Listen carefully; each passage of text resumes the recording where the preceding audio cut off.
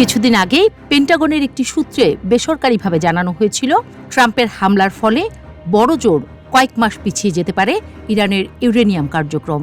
সেবার ট্রাম্প উড়িয়ে দিয়েছিলেন এই কথা, জোর গলায় বলে আসছিলেন ইরানের পারমাণবিক সক্ষমতা পুরোপুরি ধ্বংসের কথা।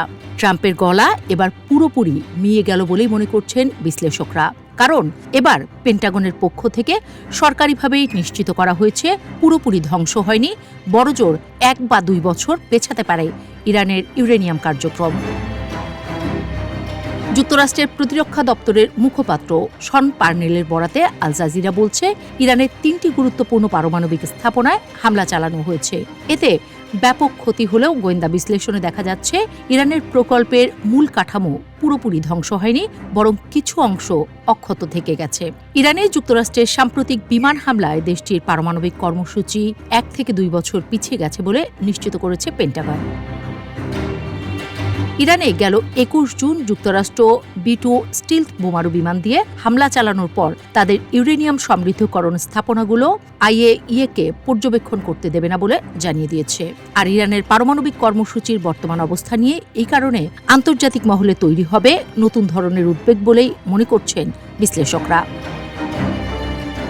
জাতিসংঘের পারমাণবিক পর্যবেক্ষক সংস্থা IAEA-এর প্রধান গ্রোসি জানিয়েছেন, হামলায় ইউরেনিয়াম সংরক্ষণের কিছু কন্টেইনার ক্ষতিগ্রস্ত হওয়ার শঙ্কা রয়েছে।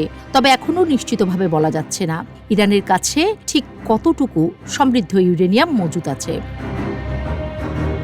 যদিও সম্প্রতি ইরানের পররাষ্ট্রমন্ত্রী আব্বাস আরাগচি ইরানের অন্যতম প্রধান ফোর্দ পারমাণবিক স্থাপনায় যুক্তরাষ্ট্রের সামরিক বাহিনীর B-2 বোমারু বিমান ব্যবহার করে চালানো বোমা হামলায় গুরুতর ক্ষয়ক্ষতি হয়েছে বলে স্বীকার করেছেন। কিন্তু আরাগচির সাফ কথা, ইরানের পারমাণবিক শক্তি ও শান্তিপূর্ণ পারমাণবিক শিল্পকে আরও এগিয়ে নেওয়ার দৃঢ় সংকল্প কেবল সামরিক আগ্রাসনের মাধ্যমে ধ্বংস করা যাবে না। প্রায় একই কথা শোনা গেছে ইরানের সর্বোচ্চ ধর্মীয় নেতা খামেনির মুখ থেকেও। তিনি যদিও প্রথম থেকে দাবি করে আসছিলেন ট্রাম্পের বক্তব্য অতিরঞ্জিত।